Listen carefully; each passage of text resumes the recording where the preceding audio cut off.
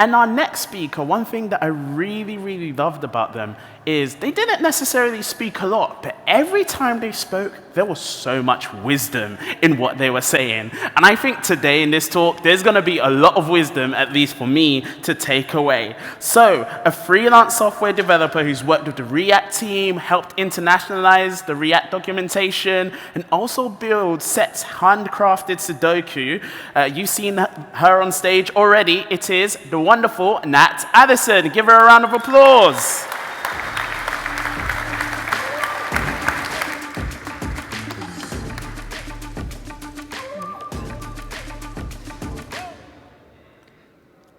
All right, hi everyone.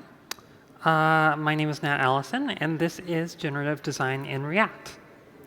What if you could get the perfect design system, the perfect lengths, widths, margins, the perfect components, colors, cards? What if your tools felt like an extension of your own hand, the way that a pen is an extension of an artist? What if you could scan all possible universes, the entire multiverse, for the perfect components to fit into your design system? And what if I told you that all of this was possible using one single button? This is a generate button. It comes from the world of procedural generation, the process of using algorithms, combining together, and randomness to generate data. It's been used in video games a lot to create fabulous worlds like in Minecraft or No Man's Sky. It is a storied and interesting field that can also be used to make very pretty algorithmic art. And so the question I want to ask is, what if we did this to design? What if every CSS property, every length, width, margin, color, whatever, could be generated? And last year I worked at a company called Components AI, and our mission was to discover exactly how to do that, to take the tools that people have been using for years to make worlds in Minecraft and see, can we make a design system out of that? And honestly, I worked on a lot of cool stuff, and I just wanted to share stuff like that. So this is my humble brag. So let's get started. The first thing that we want to make is some sort of thing generator, just something that makes a thing. And this isn't new to the world of kind of tech education, front-end education. There's like a lot of different generators that people use for like Leah Veru, Josh Camille, a lot of good educators make little widgets to explain complicated CSS and HTML concepts. So let's take something from those great educators' brains and let's make our own. Box Shadow is a perfect case study because the spec is like a little simple enough to where we're not going to get too complicated by figuring out how to do it, but it is just complicated enough that I can never actually remember what the spec is, whether spread comes before a blur or something. And so the good thing about CSS is that you can kind of put everything, just translate the spec into an interface. And this is the data that we're going to generate. Every time we generate a box shadow, we're going to do the inset, the blur. It's also just numbers and strings. So these generators, again, these educational tools all kind of have the same basic anatomy. There is some sort of editor that you can use to see the thing that you generate. There is some sort of preview, an editor with like sliders that you can move around, and also some way to export it to use in your own applications. But the thing that we're going to add is an actual generate button, a randomizer. And the way that we do that is just use math.random. For every different property in the thing that you want to generate, you select something from a range or like from a Boolean, or you can make a color generator for it. And you just stick that thing into your UI, into your editor. And when you do that, you get something like this. And I'm going to have to be careful because last time I checked with a tech check, yeah. So drag this over. And here's our components.ai box shadow generator. There is a list of different box shadows that you can regenerate and play around with the values. You can have different colors and different opacities. And you can also have a generate button. And when you press it, the box shadows kind of just jump all over the place. And this is like a very small and silly example, but yeah, so why would you want to do this? Again, people make these things to educate people, to take complicated concepts from CSS and sort of teach people by showing. But why does it work so well? Putting levers and like fluid values makes things a lot easier for people to understand. Humans are very tactile creatures. You can look at the spec all you want, but unless you have like that lever, that really fine-grained transition between you moving your finger or moving a mouse and the thing changing, you don't really understand it. You want to make abstract numbers feel real by turning them into physical properties that you can change. The randomizer is kind of an extension for that. Instead of just moving the values one at a time to like places that you kind of already tell, it's kind of like dropping you off in a random place on the map and teaching you to finding your way back. You have some random generated stuff, and you're like, all right, why does it do that? And then you kind of have to figure out back from there to figure out how to get it into something that you want.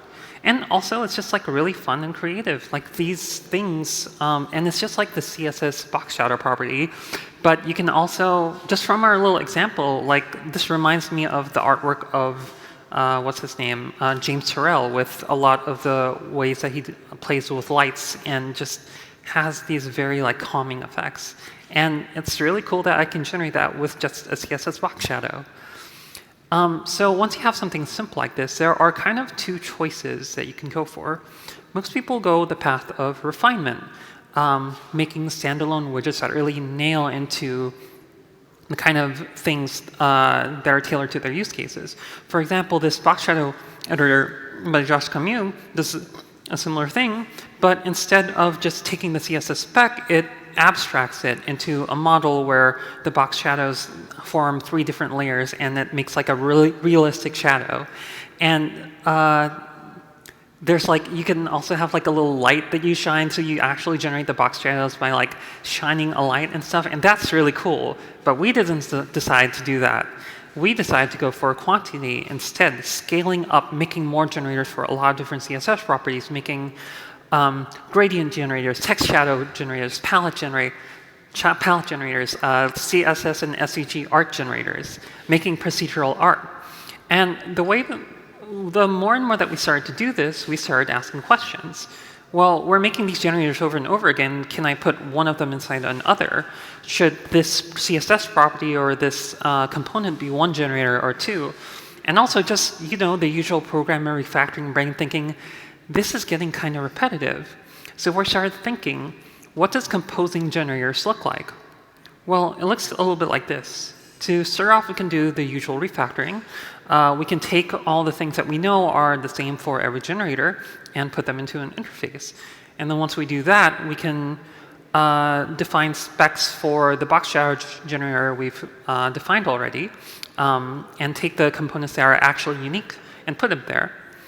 And then you take the stuff that is the same, make a way to generate that using the spec, and now you can just churn out generator after generator. You can make a box shadow generator, a text shadow generator, a gradient generator. And when you do that, you start thinking, since these have become cheap to make, why not make a generator for everything? Like color, if you think about it, it's a single input. It's a single CSS property. But it's actually kind of complicated. There are a lot of different color spaces you can choose from, a lot more recently with like lab and LSV and stuff like that. You can pick either like a system color or a theme color and stuff like that. You can pick opacity. It's complicated, so why not just put that into a generator? And once you put that into a generator, you start to realize that everything is a generative component. And once you realize that everything is generative, you can just like compose everything together. Ranges, width, colors, background color, box shadow, everything from as simple as a checkbox to as complicated as like the CSS background property can become a generator. And what do you get when you start doing that once you start composing them together like that? You get a design system. I'm going to do this again. Yeah. So here's the components AI design system. It uses every single component that we've discussed up till now. Here you have your palettes. You have type, spacing, borders, I think. Yeah, and this is just the box shadow component that we've already made. You can edit it the same, and it shows up here. Yeah, box shadows. So you can edit it and reset it and everything, and make a bunch of like either standard or silly box shadows. I don't know why this version doesn't make the silly box shadows that much. I'm going to have to ask someone about that. But not only that, but this design system is itself a generative component that you can edit its components in and use that in other generators as well. In all the other generators in Components AI, you can use the colors that you define here as a palette to restrict when you're generating other components.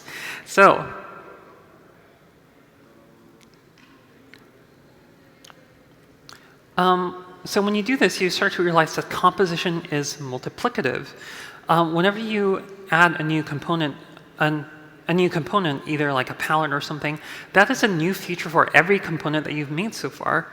We have this thing where we have this like circle packing kind of SVG art. And I made a palette generator just as a color scale generator as an aid for artists or whatever. And I realized that I could just put that into my circle generator. And now this thing that we only had like 5 colors, you can make like really cool kind of abstract art with and make like different circles of different generators. But composition isn't always easy. Sometimes you have to think about how different components interact, how different values interact. For example, when you have a text and you have a background, you can't just generate those 2 colors separately. You have to make sure that the contrast works. Another thing that I kind of learned is that a lot of times simple is enough. Sometimes just using randomize is your best option. So the company is called Components AI because we thought that we were going to need like a lot of really complicated AI algorithms in order to like get a good result from our work. But it turns out that we didn't actually need to do that. And once you press like random enough times, then you can get something that you can work with. We really should have called our firm components.random. So yeah, sometimes math.random is good enough. You don't need to pay OpenAI millions of dollars for ChatGPT. You can just do random. But another thing that we learned is that composition and generators are kind of a good force of accessibility. So one thing I've never been able to do is make my own custom syntax highlighter. It's always been such a, what's the word for it? Overwhelming to me because like you're just faced with so many different tokens that you have to generate stuff for, and they make you do it all one by one. But then we made our own generative syntax editor, and then it was easy. You just set a background color, you press regenerate enough times, find something that you like, and just tweak the values there from those defaults. And of course, because it's us, you can use the syntax theme in other components like this Markdown publisher that we have. So these generators are really powerful. And now you're starting to think, well, wait a minute, like why do we have a bunch of different components and a bunch of different generators? Aren't generators themselves kind of just components? And so now we're starting to think, what if you could make a generator for a generator? And so instead of having just individual input properties for each generator, why not just have just one giant map of all the different CSS properties and the types of inputs that they have, and then just put them all into like a drop list where you can add and subtract them. So that's actually what we did. And because that we've done all this work into making it easy to compose generators together, we can make it so that a lot of CSS is made in composite properties. So background, for example, is the CSS property that has like a bunch of different stuff under it. So we could just make different inputs for those separate properties and then just compose them all together and suddenly have the background property. You could do this also with like CSS grid, calc, even the calculation function, all through kind of React component composition. And so our result through all that work is this, what we call Components AI Studio. Takes a little bit of time to load, but come on, work with me here. All right, so we have our little hello world. Let's do, hey guys, check this out. And we can add some properties. We can add font size and make that really big. We can add a background. Whoops.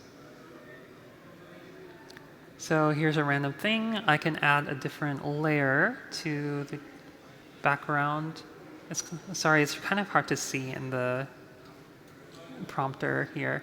You can add another image. You can add a gradient. Let's do a repeating gradient. Let's add something over here. I think I have to move this up maybe.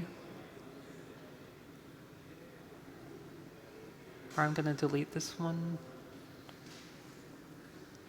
My eyesight is really bad, and the text over there is really small. But let's try adding like transform. And that's going to show up somewhere over here.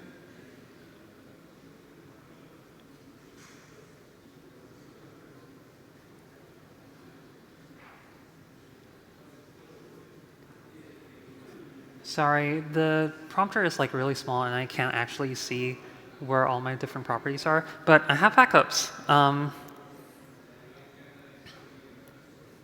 But yeah, so this kind of completes our kind of design system, where instead of just, not only can we generate different different design elements and different tokens and stuff, we can actually generate components. And all those components that you can make in the editor are components that you can use inside other components and sort of build up from there.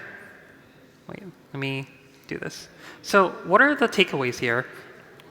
One is that like CSS is just really awesome, and there are a bunch of things that I learned when making this that because every single property is represented, I had to encode all those properties. And there's like a lot of really wild stuff in there that you wouldn't see if you were just like learning through kind of just documentation and stuff. You can make really silly CSS art, and it's awesome and fun. Another thing is we're getting to the point where kind of there's a lot of tension between the code and UI. For example, when you're kind of writing the calc function, as I was kind of struggling in my demo there, like you don't really want to break every single variable down into like a different input that you have to write down. Like sometimes it's just easier to write calc as code, and that's like more readable too. But on the other hand, for something like background color, for backgrounds, the CSS syntax is really verbose and terse and really hard to understand. And sometimes it's good to break it down and label everything to be able to see what each individual thing does. We're also getting to the point where I think abstraction is important. And you kind of need to scale it back. When you have every single CSS property available, it's kind of hard from an education standpoint. And you kind of want to go back to those single purpose generators to see, and they're kind of good and like kind of focus the user on when they need, where they need to look. So after all this, like what's the point? How do you add generation to your life? Well, one thing is if you're an educator, if you like making interactive demos or anything for people to learn, do that. Like add a little randomize button. You'll be surprised that that actually makes things a lot easier for people. It makes things more fun. It can teach you new things that you didn't know. If you're writing documentation, instead of doing kind of just static examples, maybe randomize them a little bit. Or if you have articles or whatever, that makes it simple. If you have some sort of software where people can customize things, whether it's slides or Google Forms or like chart dashboards, instead of just having preset themes, make a generator for them. Give some people a way to express their creativity and give them an easy starting point. Set your users loose in the multiverse, and you will kind of be amazed where they end up. So in conclusion, put generators everywhere. My name is Alison. I am at Tesseralis on all the social media. My site is tesseralis.site. I am from components And this is component CI. I will post the links to all the different generators. But since I have 5 minutes left, I'm just going to go back and see if I can like play around with this some more. And like show you. I'm sorry. This is just like, OK. All right, here's the transform button. I can't see it. Let's see. That's not what it is. Whoops.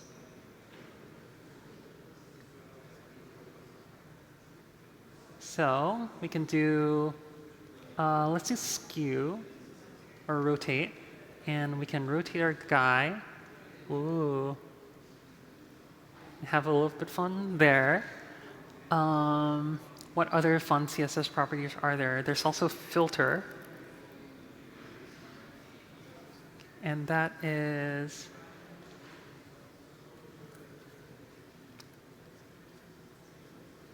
my eyesight is so bad. Oh, I know what I can do. Wait.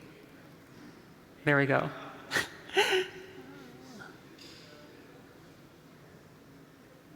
I'm going to get rid of this. Oops.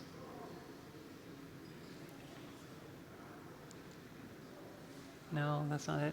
As you can tell, because we went for this like really maximalist approach, where it's just like, all right, put generators in everything. Like the UI isn't the best, but so you can have a repeating linear gradient. You can change the thing. I